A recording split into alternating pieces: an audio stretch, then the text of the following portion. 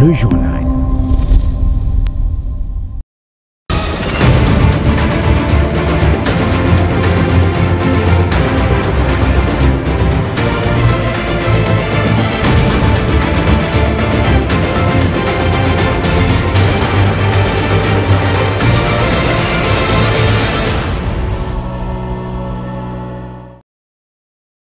Le 19h sur la RT Duc, mesdames et messieurs, les titres.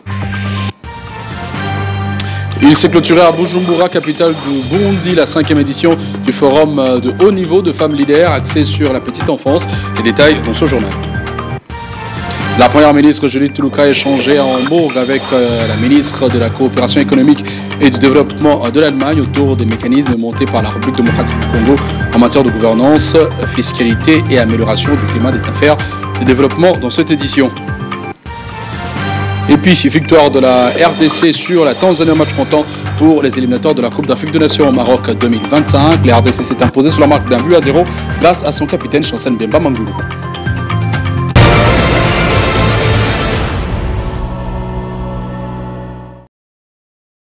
Le journal sur la RT Duc, merci de nous suivre. Le directeur provincial de la Lukunga, Jean-Pierre Yoy, s'est rendu ce jeudi dans certaines écoles de sa province éducationnelle afin de superviser les travaux d'assainissement de l'environnement dans les sanitaires, dans le but de favoriser une éducation dans un environnement ou un rayon qui n'expose guère les élèves aux maladies liées à un milieu malsain. Une itinérance qui intervient après son entrevue avec les directeurs de sous-province. Astrid Mbouya.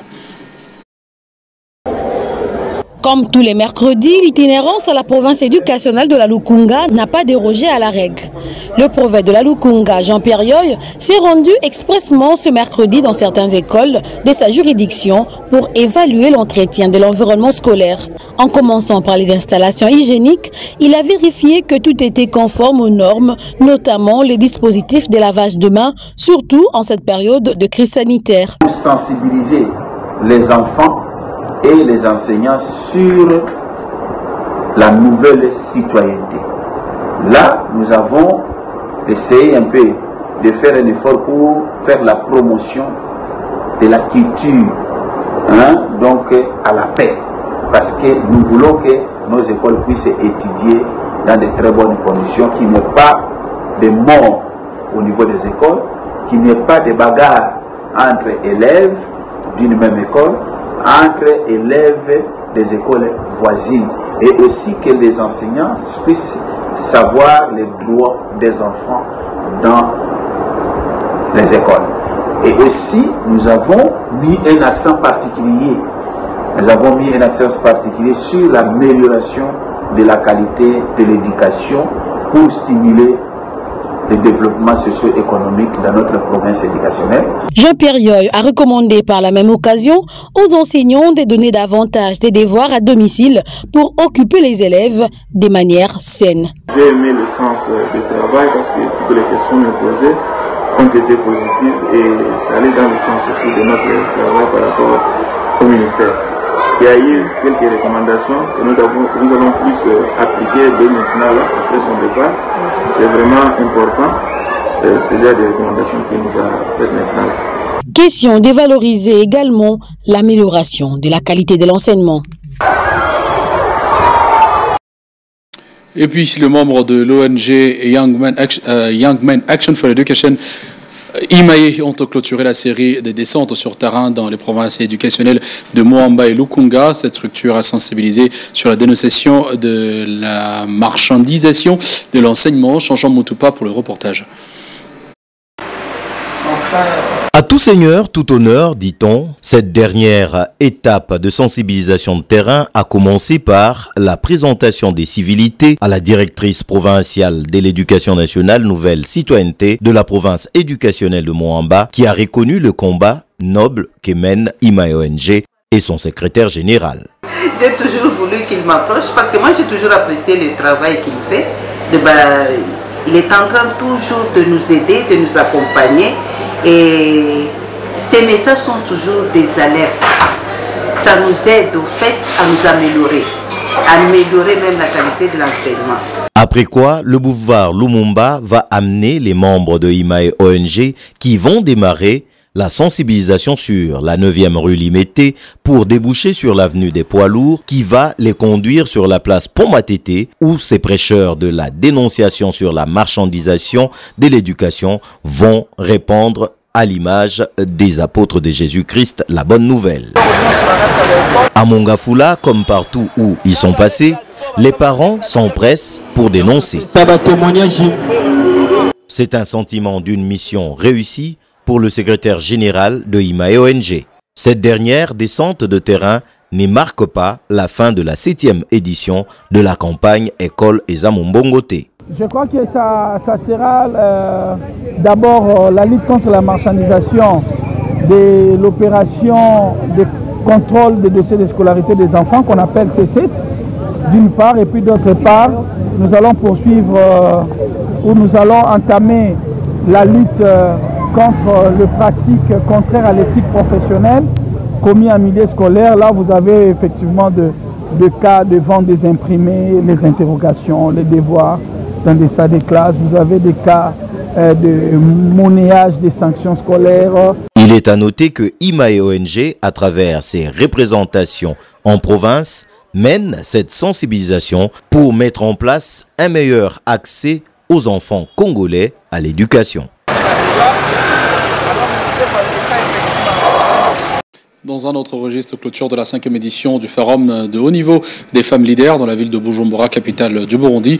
Les participants à cette activité ont formulé plusieurs recommandations pour une meilleure prise en charge de la petite enfance. Regardez.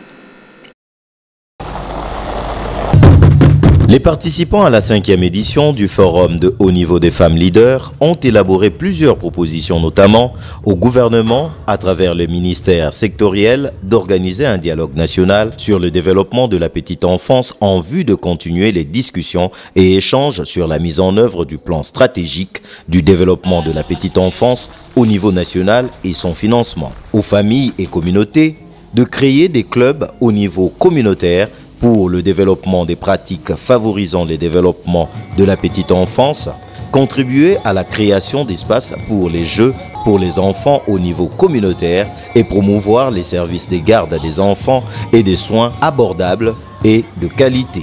Aux partenaires techniques et financiers d'appuyer le gouvernement dans la mise en œuvre du plan opérationnel de stratégie multisectorielle du développement de la petite enfance. Enfin, à l'Office de la Première Dame pour le développement du Burundi, de faire le suivi des recommandations issues de la 5e édition du Forum des femmes leaders. À cette occasion, les femmes leaders ont pris certain nombre d'engagements pour investir dans la petite enfance, à devenir les championnes du développement de la petite enfance partout où elles sont, à travers la promotion de bonnes pratiques contribuant au développement de la petite enfance pour bâtir un capital humain solide au long de la vie. Un engagement partagé et soutenu par la première dame de la République démocratique du Congo, Denise Nyakero Tshisekedi, qui a pris une part active à ses assises.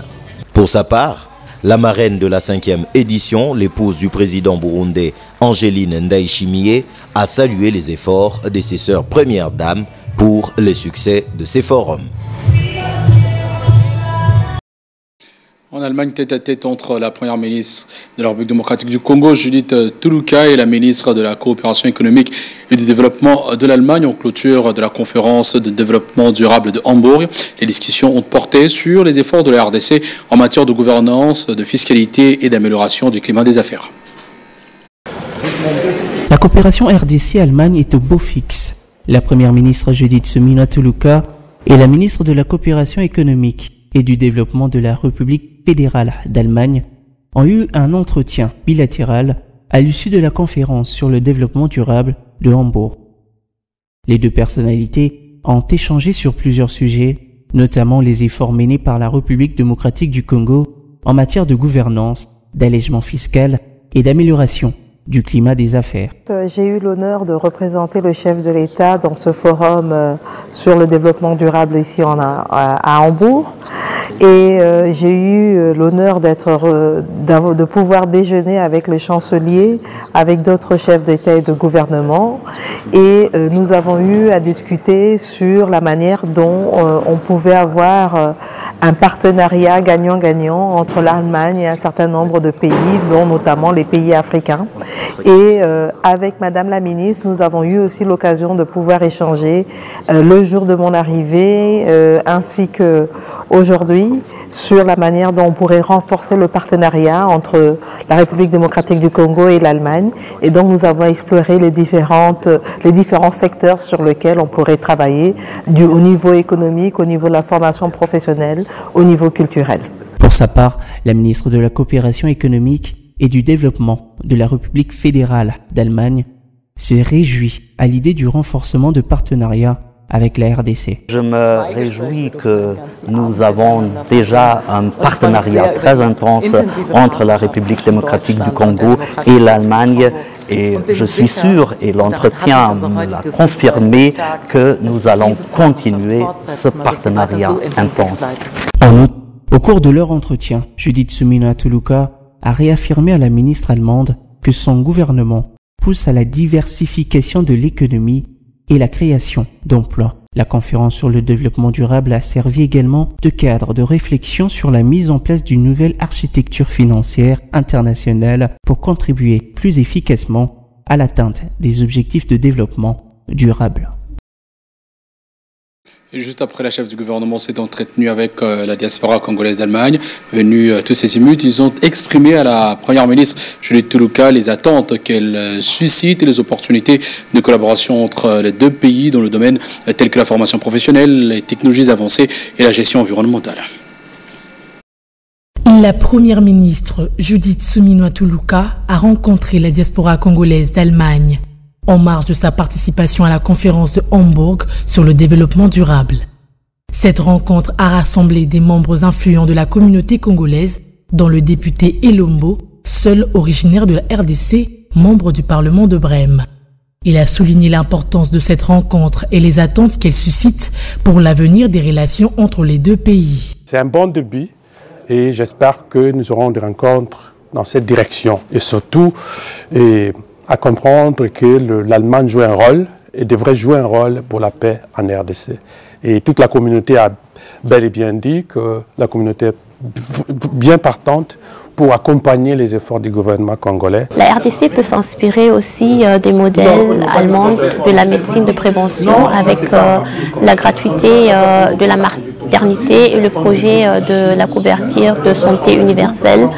Il y a beaucoup de schémas de collaboration qui sont possibles. Judith Suminwa Tuluka a rassuré aux Congolais d'Allemagne que sur instruction du président de la République, le gouvernement applique déjà la facilité d'accès à la diaspora, notamment en permettant aux Congolais détenteurs d'un passeport étranger d'obtenir leur visa à l'aéroport de Kinshasa. La première ministre a salué la qualité des échanges, soulignant que le travail collectif est essentiel pour faire progresser la RDC. Le président Félix Antoine Tshisekedi a sali déjà effort, rien que pour permettre, faciliter retour à Banamboka en permettant d'avoir le visa à l'entrée. C'est déjà un pas. Le prochain pas, ça serait de considérer que Congolais n'ont surtout d'origine, à une nationalité mususu à Koko Kota Namboka sans visa. Mais ça, c'est des projections à long terme. Donc, ils ont malé tozo kende, mais eza pe important to yoka bino to yeba ndenge bino bozomone la makambo et loko bino bolingi peza gouvernement et ça là pour bino pe beaucoup se sentir à l'aise. Je pense que ça aussi c'est un élément très important. La diversité de la diaspora congolaise est une véritable force sur laquelle la République démocratique du Congo pour bâtir une image de force et positive du pays. En valorisant les différentes cultures, expériences et compétences des Congolais vivant à l'étranger, la RDC pourra non seulement renforcer son identité nationale, mais aussi promouvoir un message d'unité et de dynamisme à l'international. Parlons santé à présent, le ministre de Santé publique, Hygiène et Prévoyance sociale, accompagné du représentant de l'UNICEF, a procédé à la remise officielle d'un centre de sublimation ainsi que de dons en médicaments et équipements biomédicaux destinés à la lutte contre la Mpox au centre hospitalier universitaire Renaissance.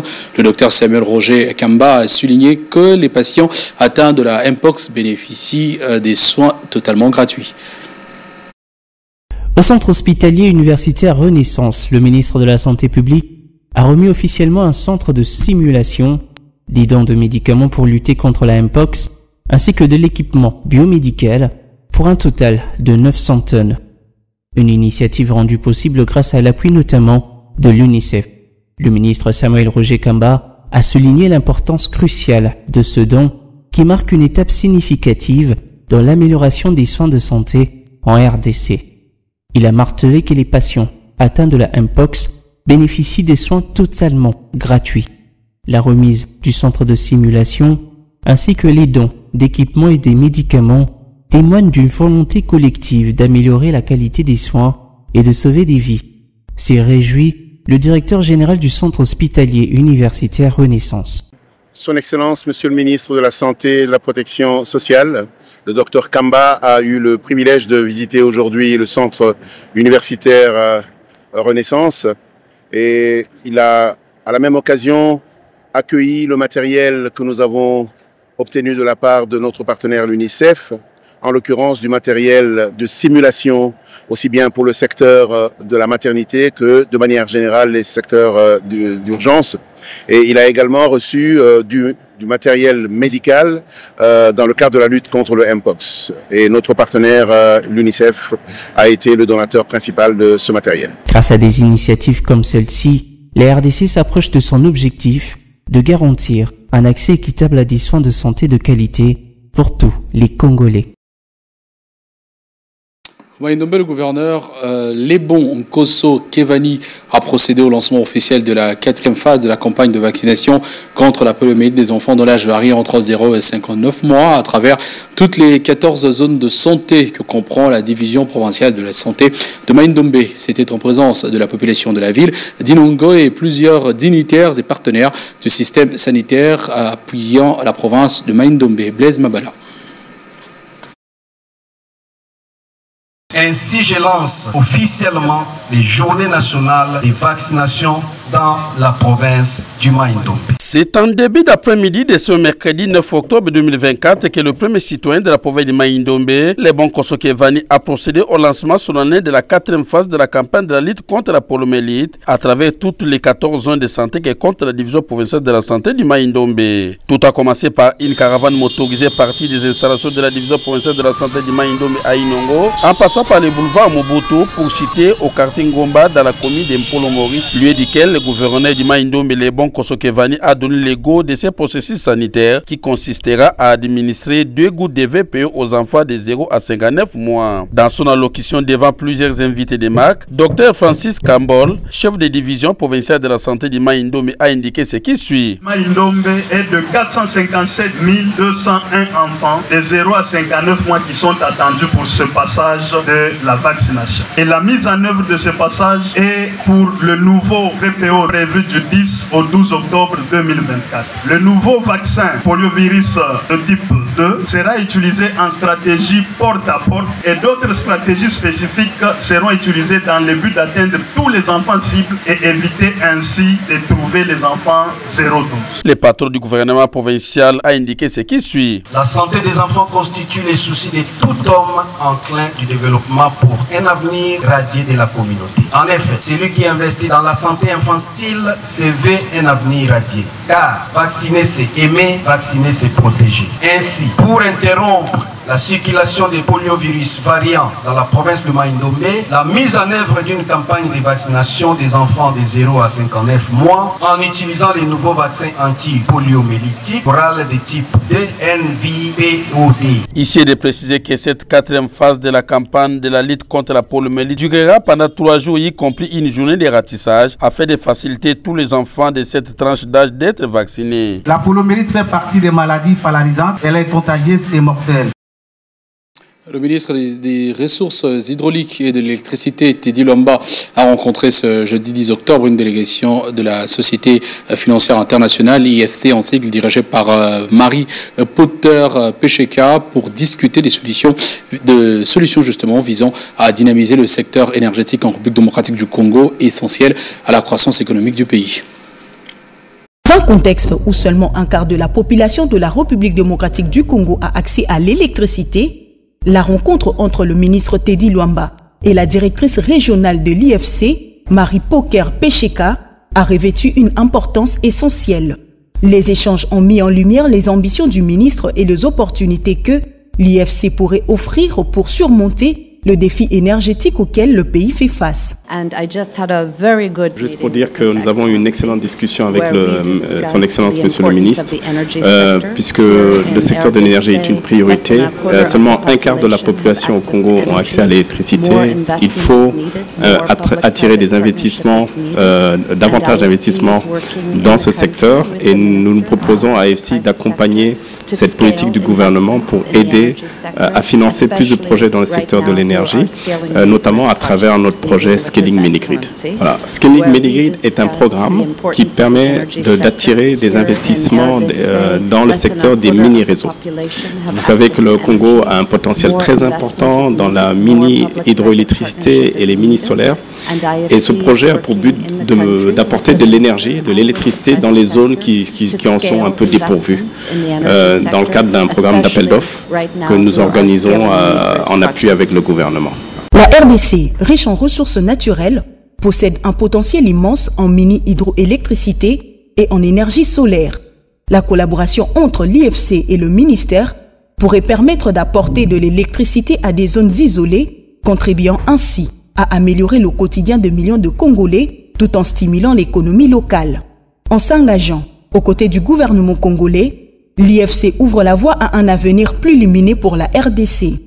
Ce partenariat pourrait marquer le début d'une transformation nécessaire pour un secteur énergétique en quête d'innovation et d'investissement. Remise de tables de bureaux, fauteuils et armoires aux administrations publiques, œuvre de service national qui regroupe en son sein ceux qui hier étaient qualifiés de Kuluna. Cette cérémonie a eu lieu devant le général-major Jean-Pierre Kassongo Kabouik, qui en est le commandant. Ce dernier, devant le vice-premier ministre, ministre de l'Intérieur, Sécurité et Affaires coutumières, Jacquemin Chabani, a précisé que ce lot concerne en premier 15 maisons communales sur les 24 que compte la ville de Kinshasa. Après la dotation des bancs pupitres aux écoles et universités publiques de Kinshasa, le service national s'attaque à l'administration publique. Sur instruction du président de la République Félix-Antoine Tshisekedi, le général-major Jean-Pierre Kassongo Kabouik, commandant du service national, a remis mercredi 9 octobre 2024 au bourgmestre de 15 communes de la ville de Kinshasa des fauteuils, tables de bureau et armoires produits par des ex-Kuluna devenus bâtisseurs de la nation. Ces meubles sont sortis de l'atelier de menuiserie du service national à l'Antélé. Prenant la parole, le VPM de l'Intérieur, Jacquemin Chabani, a souligné qu'il s'agit d'une volonté politique issue d'une vision éclairée du chef de l'État Félix-Antoine Tshisekedi, qui a estimé qu'il était possible de transformer la jeunesse congolaise en acteur de développement de la République démocratique du Congo. Le service national a produit des bâtisseurs qui réalisent dans la construction, dans l'agriculture et dans les ameublements.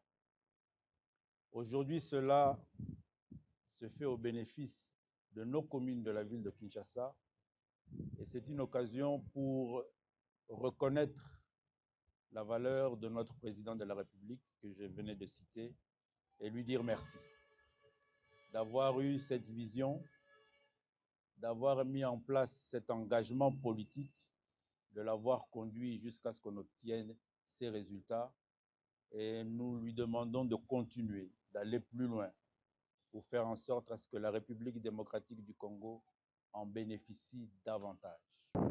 Nos jeunes frères et sœurs, nos enfants, qui sont passés par ce maillon, qui ont été d'une manière ou d'une autre interpellés, appréhendés, aujourd'hui, ce sont des bâtisseurs. Aujourd'hui, ils ont produit et ils vont permettre à nos communes, à nos administrations territoriales de travailler dans des meilleures conditions. Pour le général-major Kassongo Kabwik, cette dotation répond aux instructions du président de la République et visant à renforcer les infrastructures administratives du pays. Le chef de l'État, commandant suprême des forces armées de la République démocratique du Congo, de la police nationale congolaise et du service national, et de ceux qui ne se contentent pas seulement d'exiger les résultats, sans se soucier des conditions de travail des agents et fonctionnaires de l'État. Pour cette raison, les instructions fermes ont été données au service national afin de doter les communes de la ville-province de Kinshasa de chaises, de tables, des armoires, sans oublier les fauteuils pour les bureaux des bourgmestres. Le service national n'entend pas s'arrêter là. Avant la fin de l'année en cours, la magistrature civile et militaire sera bénéficiaire. Et puis en sport, les léopards de la République démocratique du Congo ont un pied et 4 orteils à la Coupe d'Afrique des Nations Maroc 2025. L'équipe congolaise s'est rapprochée de son objectif de qualification au rendez-vous du royaume chérifien en prenant ce jeudi 10 octobre le dessus sur les Taifa Stars de la Tanzanie, score de la confrontation 1-0, but inscrit de la tête par le capitaine de fauve congolais Chancel Mbemba Mangoulou. C'est sur cette note que se clôture ce journal sur les RT Éduc. Merci à vous de l'avoir suivi.